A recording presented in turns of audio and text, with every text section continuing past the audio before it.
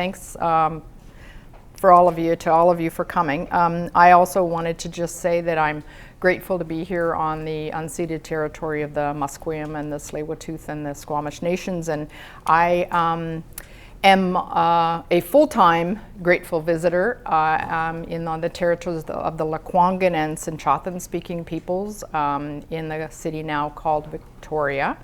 And that's home to the Esquimalt and the Songhees and the Wasanic nations. And so, so Kate asked me to come here today and talk to you about what very little we know about pre-contact Indigenous sexualities. And so what I'm going to offer you today is really not the complete story, because in many ways the complete story has become obscured for all of us. But we're lucky to have some scholars that are still doing some oral histories and some archival research that gives us some glimpses into the ways in which sexualities were constructed and enacted before contact with European settlers and colonizers. And so I just want to talk just a little bit. I guess I'll also say that I teach a pretty big class, 320 students every term, in human sexuality. And so that gives me an opportunity to think about these things a little bit all of the time.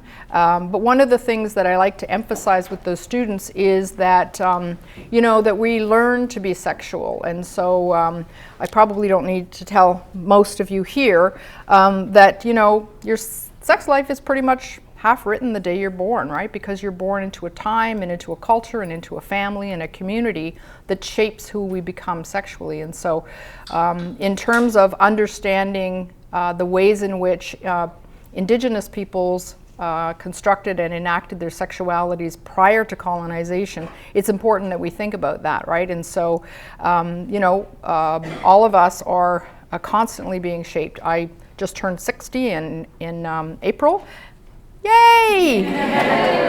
That's right. I've got my I love my parts, or I heart my parts from, is it Michelle? Where's Michelle?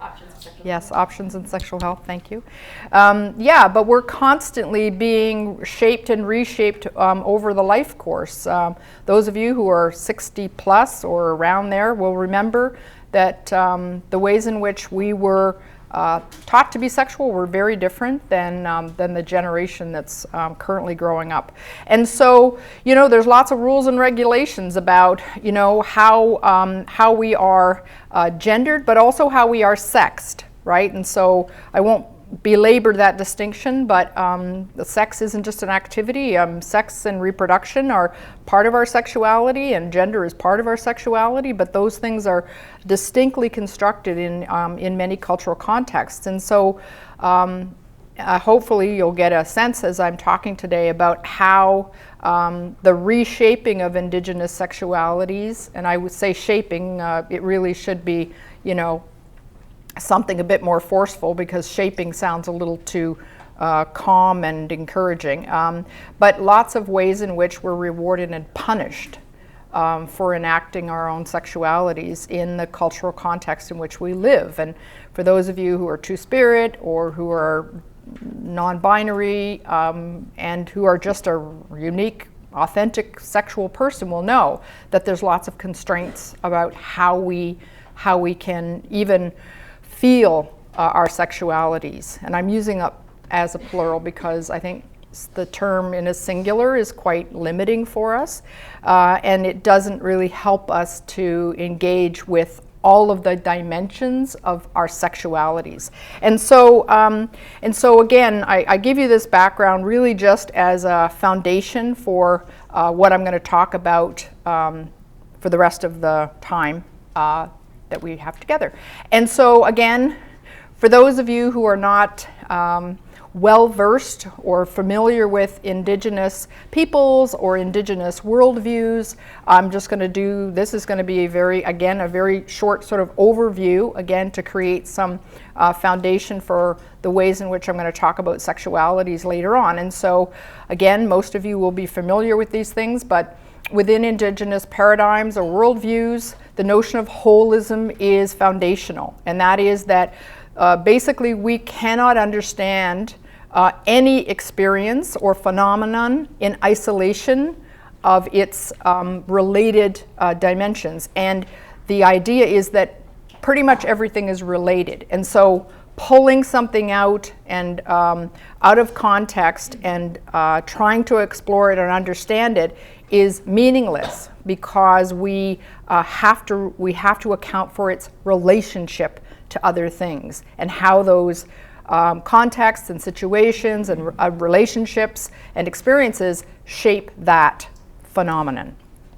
Relationship is also critical, particularly around sexuality. Most of us are social beings. I say most of us because some of us are severe introverts or sociopaths, but that's another group of people.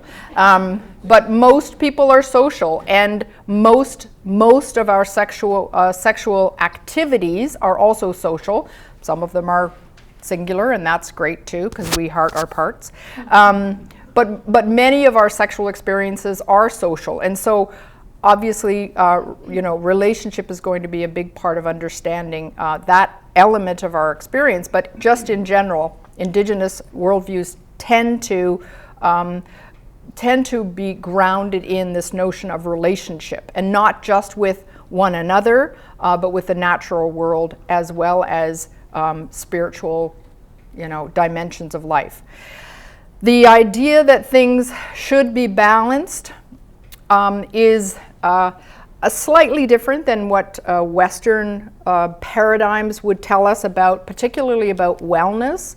And that is that, in many of our sort of Western models of understanding wellness, at least, and other elements of our lives as well, we think about dualities or binaries or polarities, which is you're either healthy or you're unhealthy. You're either ill or you're well, right? You're either normal or you're abnormal, right? And so within Indigenous paradigms, there really is an understanding that there is no one or the other. There is always a spectrum of experience, a spectrum of understanding that really is about balancing those many dimensions of ourselves, right? Physical, mental, social, and our relationships. So those are constantly in flux. They require lots of attention in terms of balancing them. That you can be well in the context of illness, that you can be happy in the context of suffering, right? And so there isn't a one or the other. So they're not thought of in those kind of polarities.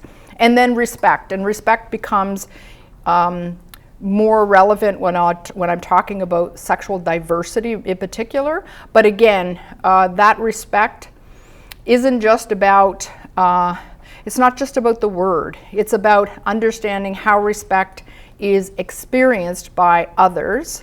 And for that, we actually have to engage in relationship, right? And so it's easy to say we respect others. It's much more difficult to respect people in ways that they experience as respect, and so that'll become a little bit more meaningful in a minute. So that's just a really very basic synopsis of some of the values upon which things like sexuality are understood, or at least were understood traditionally in Indigenous cultures. And so again, these dimensions, which we often see when we talk about the medicine wheel, or we talk about other sort of circular models or holistic models of wellness, the same model can be used to understand sexuality from this holistic perspective, right? And so in this case, within this holistic framework, sexuality is understood physically, right? We know there are physical dimensions of sexuality. We feel physical desire, we feel physical attraction, we feel physical arousal, and we reach orgasm physically. But we also have experiences of our sexualities outside of the physicality of our experience, right? And so the mental component or domain of sexuality is really about what I was talking about earlier, which is to say that we are learning to be sexual our whole lives, right? So there is an element of mental. We know that that mental processes, for instance, can interfere with physical arousal, right? So stress and fatigue and poor relationships can interfere with the physicality of our experience, but also our own thoughts and feelings about sexuality. Western science is catching up with this, right? This is something that most Western researchers who are engaged in sex research are pretty familiar and comfortable with now. We also, most of us understand the emotional components of love. People, and I would say other beings on Earth, feel lots of different emotions, and our sexualities are connected to many of those. And they can be along a spectrum, right? They're not just about love and desire and commitment. It can be about fear. It can be about hate. So sexualities are not always healthy, and we enact our sexualities in ways that are not always beneficial to others. And then the spiritual component is really about our sense of connection. You know, some folks will say sexual experiences can be spiritual in nature, particularly with a partner that you care deeply about, that you have a connection with. Some folks will actually say that they have this spiritual experience, this out-of-body experience in terms of their sexuality, and some of the Eastern spiritual practices actually incorporate this as well into their, most people have heard of the, tantric sex, and no? You won't admit it? Or yeah, and so I'm just going to get into some of the stuff that we know, at least we say we know, based on historical record, based on some scholars that have explored this area. One in particular that I'm really quite familiar with is an Indigenous person from what's now called the United States, whose name is Paula Gunn Allen, and she wrote an amazing book way back in like '86 called The Sacred Hoop. Has anybody read The Sacred Hoop? It's a phenomenal book about Indigenous gynocracies, so female-led cultures, and so she talks a lot about these things in that book. And so, traditionally, what we know about Indigenous people traditionally is that sexuality, or sexualities, but sexuality as a noun, was something that was gifted to us from whatever creator or spiritual entity was the foundation of the traditions of a particular people, right? So again, many of you probably are familiar with the diversity of Indigenous peoples, right? But if you go across this nation, even this nation state of Canada, you'll find vast diversities between Indigenous peoples in the same way that you would if you went to Europe, right? You're not going to find out in Scotland much about Italian people, right? But that's all the country of Europe, right? But Europe is a very diverse country with lots of cultures, lots of different languages, lots of different traditional practices. And so I encourage people to think about Indigenous peoples in the same way, in the sense that you're not going to find an Indigenous culture or language or traditions or sexualities, right? Or creation stories, although many Indigenous cultures have creation stories that are grounded in people who would be considered female. And so one of the most important, I think, distinctions between Indigenous peoples and those folks that currently exist and have been enculturated by sort of Western traditions is the notion of sexual shame, right? And so people aren't always comfortable with the sense that we, and I say we, and I mean people who live in, let's just say, Canadian culture for now. We could go other places, but for now, that we exist in a state of sexual shame, right? That means that I can tell you about my swollen elbow and you won't find that inappropriate. But if I tell you that my vulva, it's not, but let's just, for instance, if I said my vulva is swollen today, you say, hey Charlotte, how's it going? I say, my vulva is really swollen today. That's considered inappropriate. But the question underneath that is, why is it inappropriate? The answer to well, why is that inappropriate? Can anybody tell me? Not that any of you think it is, because you all want to hear about that. But why would someone say that's inappropriate? Just off the cuff, not you, but just why? It's your private part. And again, so why are they private? Why do we have private parts? Why is everything else public but those? Yeah. Because especially someone who carries a vulva, right. You should not have sexual agency or right. So the vulva should be kept quiet. It shouldn't sing. Whoa! Right. And so but digging down, drilling down into the questions about why is it inappropriate, why is it shameful, it really boils down to this notion of sexual shame, right? And so one of the fascinating things for me when we look at pre-contact Indigenous cultures is that sexual expression was not shameful. I don't know if any of us can even imagine what that would feel like, particularly for folks who are gendered as women or female. That would even be something that we could have, right? That we could, I'm just trying to think of, a purely authentic sexuality is one in which shame is not present, right? And so within that, sexual diversity, of course, if sexuality is not shameful, then diversity is not shameful. And because Indigenous people lived as part of the land. I mean, my mother used to say, we're all just shit and blood. I say, well, I think I'm more than that, but okay. As a foundation, let's go with that. And so, but what she meant was that we are not on the land, we're not of the land, we are the land. We are made of the same elements as the land. And so nature loves diversity. And so as nature, diversity is the norm, right? And so sexuality not being stigmatized or shameful also would be seen in the same ways, that diversity would be the norm, that an authentic sexuality or sexualities would be just that, authentic to the individual.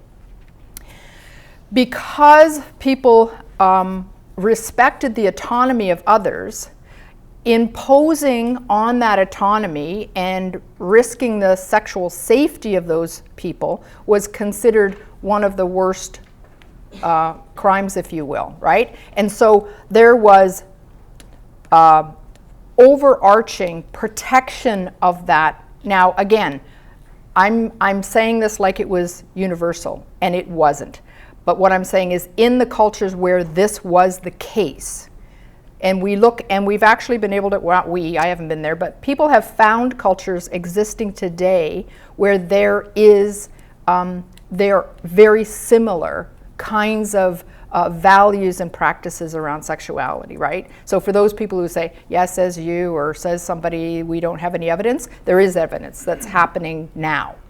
And so within that, and if you can think about that kind of worldview, that kind of thinking, of course, people would be protected.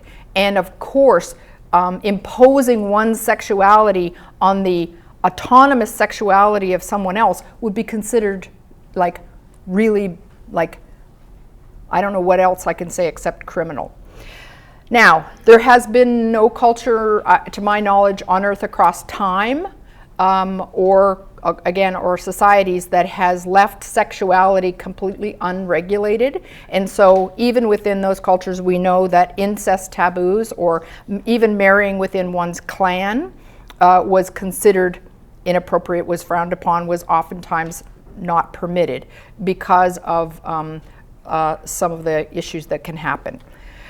We don't know the degree to which the relationships, how close those relationships were. So again, one of the great things about sexual freedom is that there were also a lot more equity between and among people of different genders. And again, in many cases, gender fluidity and gender identity was not as polaric as it is in Western culture. It wasn't the binary of male and female in many cases. And even where it was, the value attached to those labels of male or female, man or woman, boy or girl, were not, didn't create the kind of inequities as they do in many Western cultures and other cultures, right? So if you think about, how many people here have blue eyes? And how many people have brown eyes? And how many people have green eyes? Yay, here we are.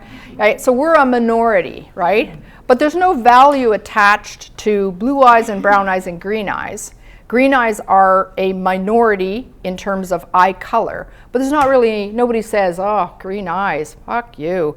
Or, you know, or you should be ashamed of yourself with your green eyes, right? Yeah, and so folks, even in cultures where there was labeling of some kind, whether it was binary, whether it was 3 genders, whether it was 2, the value attached to those things didn't occur in the same ways, and it didn't influence people's sense of who they were in the same ways, right? And oftentimes, from what we know, gender wasn't always the primary criteria of choice in terms of sexual relationships, right? And so again, who people partnered with in terms of their perceived gender wasn't as important as the relationship that people had. And during the life course, those things could change. And the purpose of a sexual relationship with someone could be different from the sexual relationship. So one might be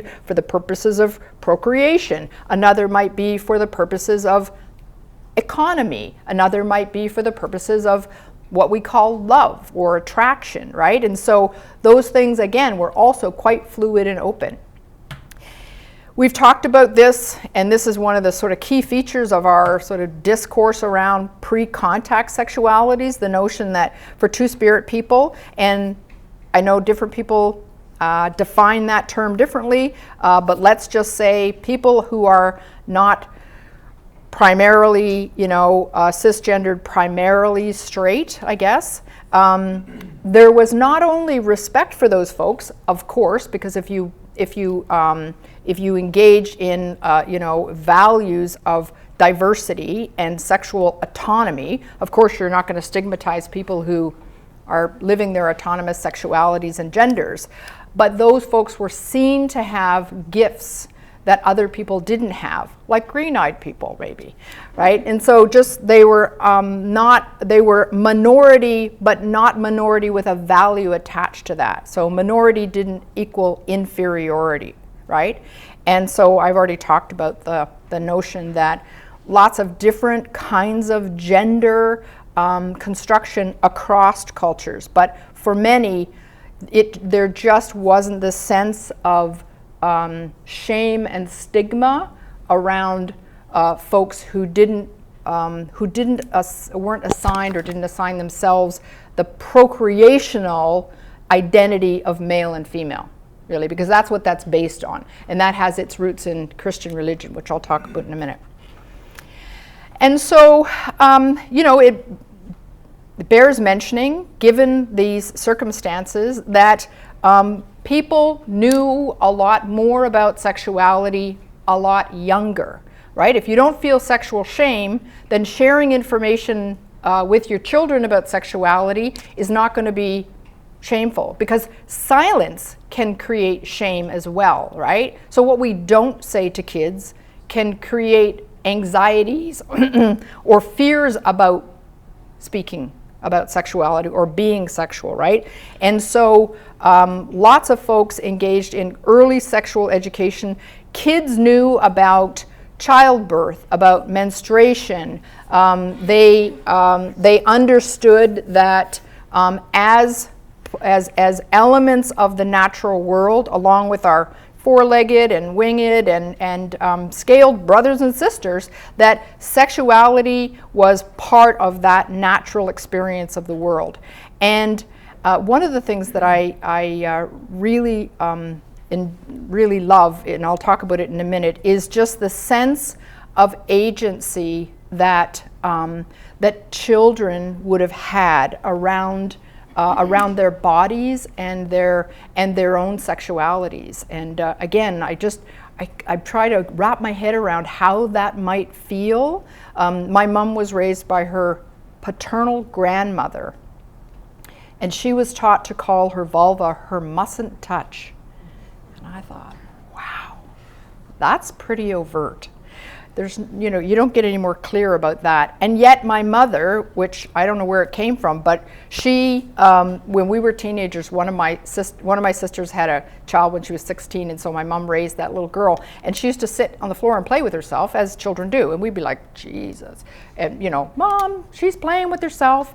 And then of course my mother would say, well, you played with yourself too, and she's just being a nature girl. And I thought, this is incredible that this woman raised with a mustn't touch vulva ends up feeling like really just reconnecting with that sense that this is our bodies are part of nature, and nature is beautiful, and so our bodies are beautiful. And so in terms of just a little bit around women, in terms of gender and women, you know, one of the things that we've learned, and this is part of the resurgence of Indigenous peoples now, is that family in those days, family wasn't just about women and children. That everybody had a really important role to play in family.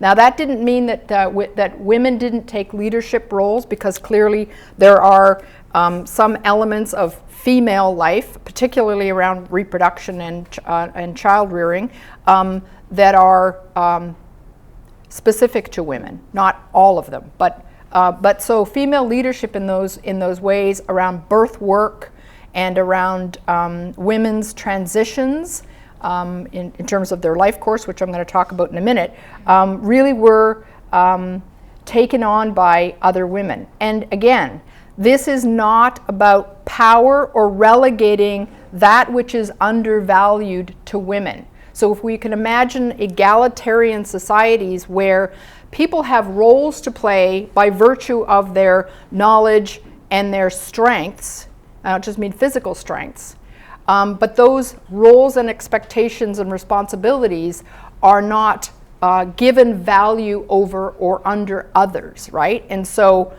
kids do things, you know, youth do things, people who have, you know, ovaries and uteruses and vulvas and whatnot do things, and people who have a penis do other things, and people who identify as a hunter, regardless of the biology, the plumbing, engage in hunting. People who identify as clothing makers, regardless of their plumbing, become clothing makers, right? And so in some ways, reproductive capacity is an element of identity, but it's not the only element of identity. And so again, that pluralism comes into play. One of the things, again, and we're only talking about egalitarian cultures here because we do know that there were some patriarchal indigenous cultures, but the idea that men did not have power over women is another one that, for me, I have to pause and really think about that. No offense to the penis owners or the biological men. Am I not allowed to say penis? Oh, I thought you were bleeping it out. But you know, if we can, it is again hard to imagine in the cultural context in which we live now a world where, or a culture where, there is no power differential that is based on gender, right? And so again, I've already talked about this notion that a gender division of labor wasn't necessarily based on inequities. It was based on what people wanted to contribute, and in many cases, but not all, those responsibilities or those that labor was gendered, but not always, and it didn't require a gender identity. I think that's probably one of the most important things, right? And so, in terms of women's traditions, or transitions rather, one of the things that I found really fascinating, I did my master's and my doctoral research both in I'm going to hurry along here, in around menopause among Indigenous women. And what was really fascinating to me was just the way that women's bodies were conceptualized, how the womb, the uterus, was really considered like the center of life, and that women were thought to carry this power to, you know, produce life and to give birth and to feed babies. You know, just within their bodies, and the reverence given to that power, and sometimes the fear, because there were lots of different, you know, traditions that tell us about, you know, how folks really felt like a woman in the full, you know, time of her moon was considered to be so powerful that she could draw power away from, you know, male-bodied people. And so again, there's lots of stories that we have from people who were still living. In my doctoral research, the oldest woman that engaged with me was 83, and she was born in the bush, and she grew up in the bush, and so she had a real, like, authentic story about these transitions. And for many women went through a period of training in terms of what their life was going to be like during this transition of menarche, of their first menstrual cycle.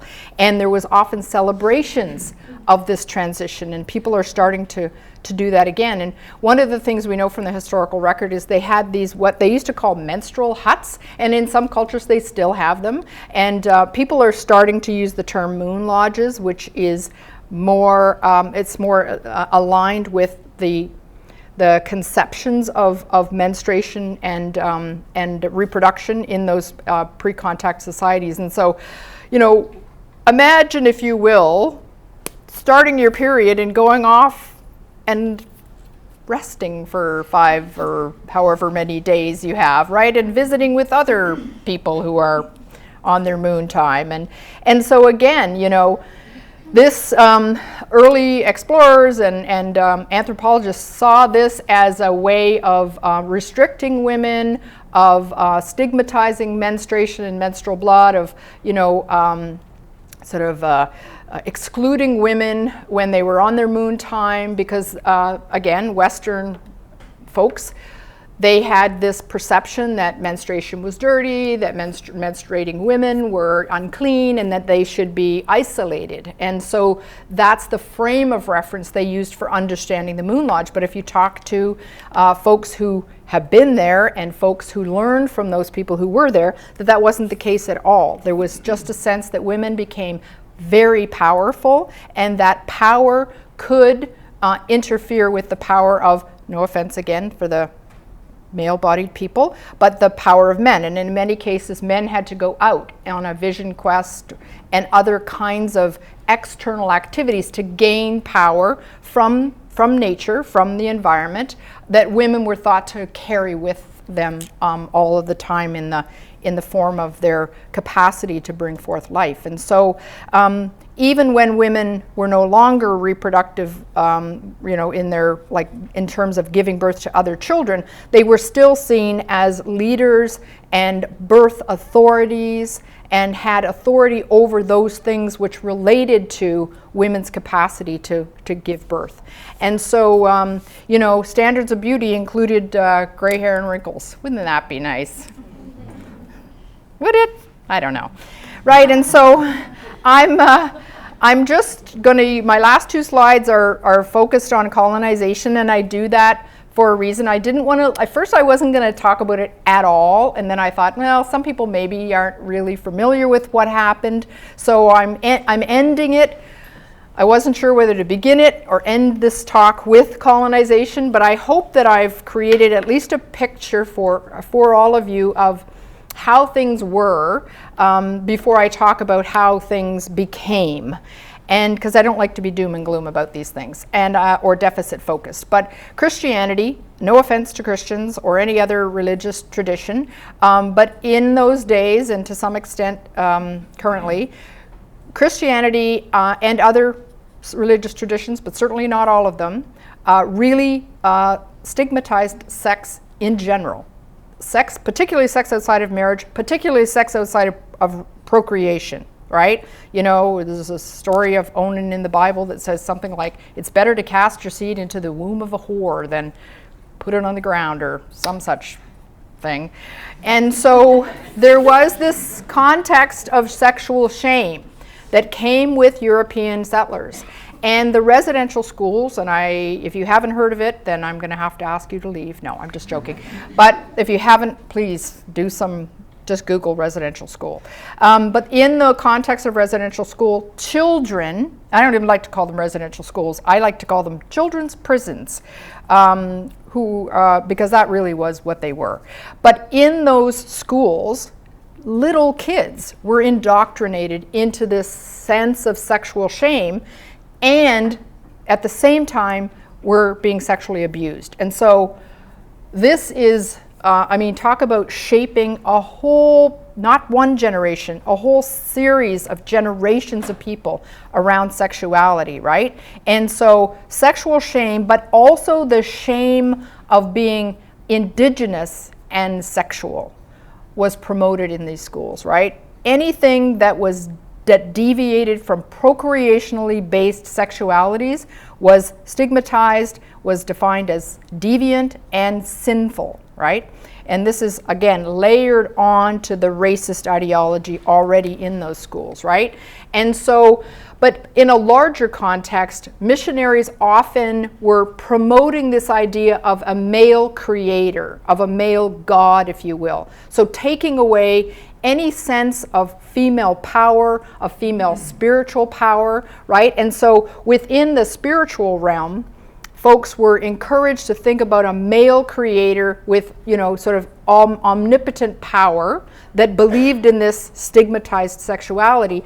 But even politically, women were not permitted in discussions. And so I remember a story about the Haudenosaunee coming to meet with the British, and all of the women were there with them, and the British, of course, there was no women, and the Haudenosaunee leaders saying to the British, where are your women, right? Because the women, or the clan mothers of the Haudenosaunee, are major political figures, not so much now, but traditionally they still are, and traditionally they were. They wielded a great deal of power politically, right?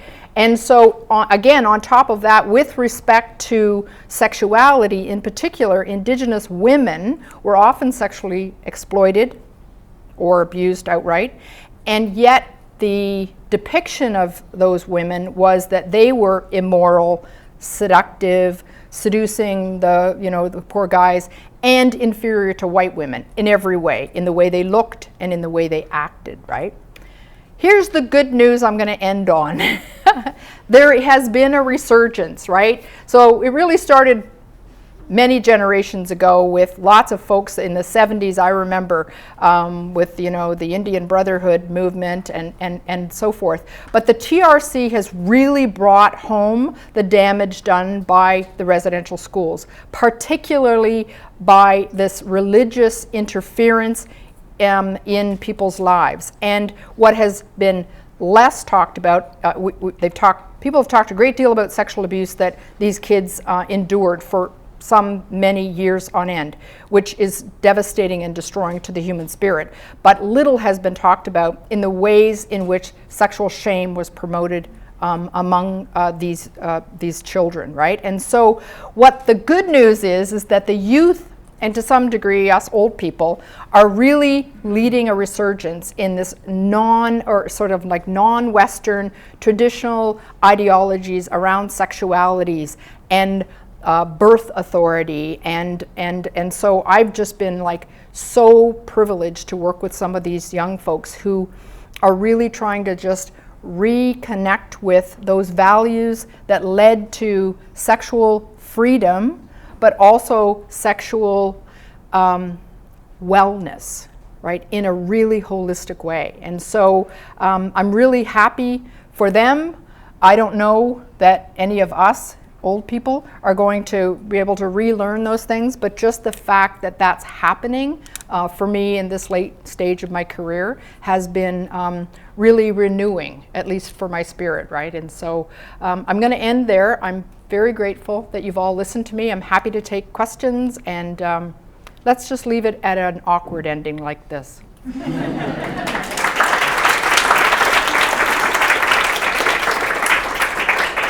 you mind staying up for? I love an awkward ending. Thank you so much for an Yeah, no amazing worries. presentation. And I think so much that can be learned from Indigenous sexualities, and I think some really amazing lessons and strength that can be brought in from non-Western and non-colonial. It's a small gift from us. Oh, thank you. And I just want to open up. I think we have about 10 minutes for questions. So if people have questions, yeah. Hopefully just speak up with a loud voice because I don't think we have microphones floating around. So. And I have to repeat your question. Oh, and there we go. Oh, you've got your I've thing. got my, I'm doubled up here. I've got mine, Charlotte. Hi. Hi. You broached the idea of pleasure. Yeah. Can you talk a little bit more about that, and then help us understand what you've learned and other scholars have learned about pre-contact pleasure, and what lessons we might draw from that kind of work going forward more broadly? Right. So the question is, what lessons can we learn from the notions of pleasure during the pre-contact period? What lessons can we learn now? Really, thank you, Jeannie, for that. And so really the best we can do around many of these sort of smaller areas of focus is conjecture, right? And so I don't think I've come across much, at least I haven't, in the literature around that specific issue. But if you can imagine, again, in societies that are holistic in their foundations and in their sexualities, and that value autonomy and diversity and don't promote sexual shame, pleasure, I don't know if we could even imagine it. Could we? Hands up, anybody? Yay, hello. I'd love for you to expound on that, but you might not want to. I think it's safe to say that, so if you can imagine just one area of concern for, let's say, women in sort of Western culture, and we know that consistent orgasm, arousal and orgasm, is experienced to a lesser degree, particularly among younger women, at least based on the research, and this is within the, not just within the heterosexual context. This is if we're talking about gendered women who are cisgendered women report less consistent arousal and orgasm than do cisgendered men. Why? And that's in partnered sex. But in the case of masturbation, there is very little difference in consistency of arousal and orgasm. So that gives us a clue to something is happening in the relational element of sexuality for cisgendered women that is not happening when they're alone. The first thing that comes to my mind is shame, is the expectations that come with, and the gendered expectations that come with, for all of us, because there are just as many gendered expectations for, folks who identify as male as well, right? But I would say that at least for me, that gives me a clue about the kind of pleasure that people would. And imagine if you really were indoctrinated or socialized into a sexualities that were holistic, physical, mental, emotional, spiritual, the kind of pleasure that you might experience if that's your conception of sexualities, right? Can we dream, people? I'm too old to dream, but that wasn't much of an answer, but that's my sense of it. Hi. Hi. I have a question, and this somewhat based on what she said earlier and what you were talking about. Mm-hmm. Like many models of female sexual behavior indicate or insinuate at least that of receptive arousal. Mhm. Do you think that that construct is basically something related to shame, or is it how much of it is physiological and how much, in your opinion, is related to shame? Yeah. And so the question is, to what degree and so when you're talking about receptive arousal, you're talking about arousal that only occurs in response to a partner's Exactly. attentions. Right. So for those people. So the question was, to what extent does receptive arousal play a role in receptive arousal in women. In women. In women. Yeah. Because that's one of the models of Right. the arousal Yeah. in women is more receptive than in men. Right. And Yeah. then in women is rooted in like social constructs like shame. Exactly. Yeah. Rather than physiological reasons. Right. And so the question basically is, are women more likely to become aroused as a result of, or do you think that indigenous sexualities bought into the model, or were they similar to the model, which is the Western model, which says women are more likely to become aroused in response to attention than to initiate themselves? What I think of as is that one of the a piece of research that I'm not overly familiar with, but I've read that a couple of different studies have actually shown that both, and again, I'm sorry to be so gendered and heterocentric, but almost all of these studies are done with cisgendered people who are heterosexual. But among men and women, the most arousing erotic material was one in which women initiated the sexual experience.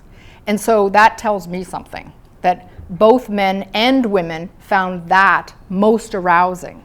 And so I think to a great degree, women are held back or are limited in their initiation or the expression of their sexuality by cultural norms that say you're a slut, or too much sexual expression for women is considered not pathologic, but it's considered inappropriate, like my swollen vulva.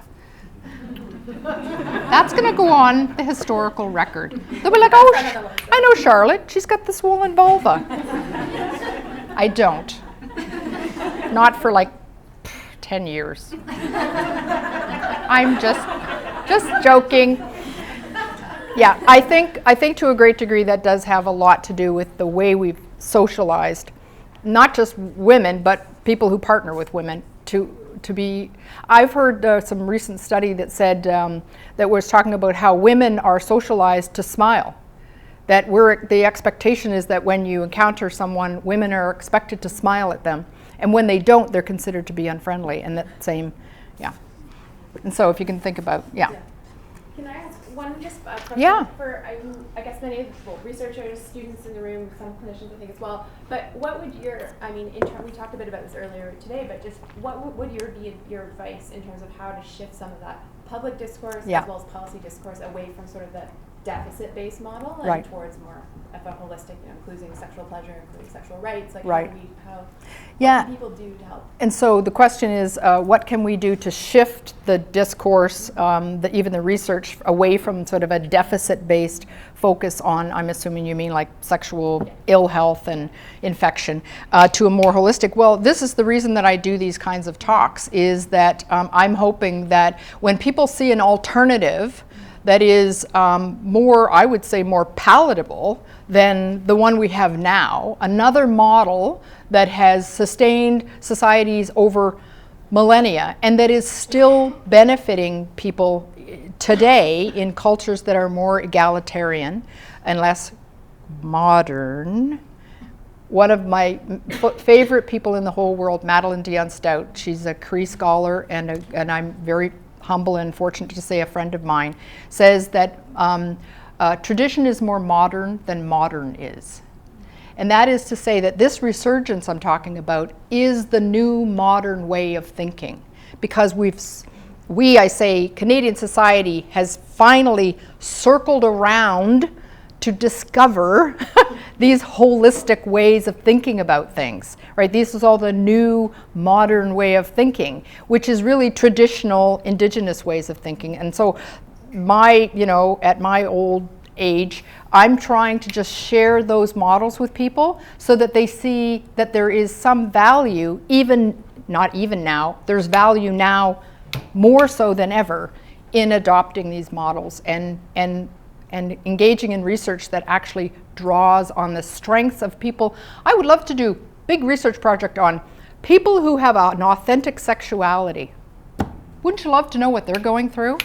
Oh, fun, yeah, right?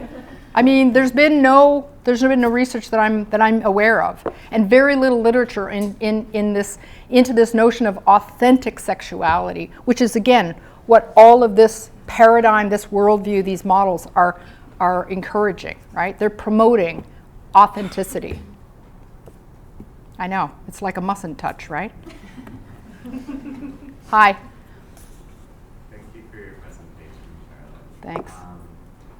I work a lot in sexualized substance use, and I think kind of these realms that you were talking about, like the physical, mental, spiritual, emotional, is something that I think a lot about with the clients that I work with, and how using substances and sex can both really enhance those realms, but also disassociate ourselves, and especially kind of in this thought around shame, how even substances can kind of help us escape from shame, Yep. and how it also almost imposes more shame. And so I was wondering, just within your research of both kind of pre-contact and Indigenous knowledge, if there's any learning that we can have about how to have more conversations even around sexualized substance use, or kind of how does that play in these like bigger conversations? Well, I mean, I think so the question was how can these models of sexualities inform or contribute to discussions about sexualized substance use? I'm talking to you just because you're sitting there, and so. I feel like we're friends now. And so, this isn't an area that I've done much, if any, research. I mean, I've done research where these things are occurring and are part of the discussions, but they're not like specifically focused on sexualized substance use. And I mean, if you think about just, folks who are engaging in substance use for the purpose of sexual pleasure, I mean, if I don't know much about it. What I do know is that, and I don't want to stigmatize substance use, clearly. I don't want to assume that anybody's using substances just for one purpose, because I know that people are using substances and people are sexual for lots of different reasons. And so I think one of the things that perhaps this model or this way of thinking can contribute to that is just that, the plurality and the diversity of how people engage in those behaviors and why. Now, if it stems from shame and there is an element of escaping that shame, then, I mean, for me, the answer is so clear, but this society is so rooted in sexual shame from not just the church, but the state, and just people are, it's hard for people to change the way they are socialized. It becomes like a template upon which everything else gets poured, right? And so these general knowledge frameworks, these schemas that we all have, they're really hard to dismantle. And so the way that I look at it, and it's probably a very dismal view of like an old lady, but it's really going to be the children. It's going to be children and youth, but it's going to require the next generation to start socializing children differently, because the generations that are living now, I think it's very hard. And maybe, again, I'm being pessimistic, but I think it's been my experience, it's really hard for people to unlearn that which is now rooted in what they know about the world. To become authentic, if anybody has any clues, let's do some research about it. Or if anybody's interested in doing some research about it, let me know. Yes, Heather. I think think we have time just for one more.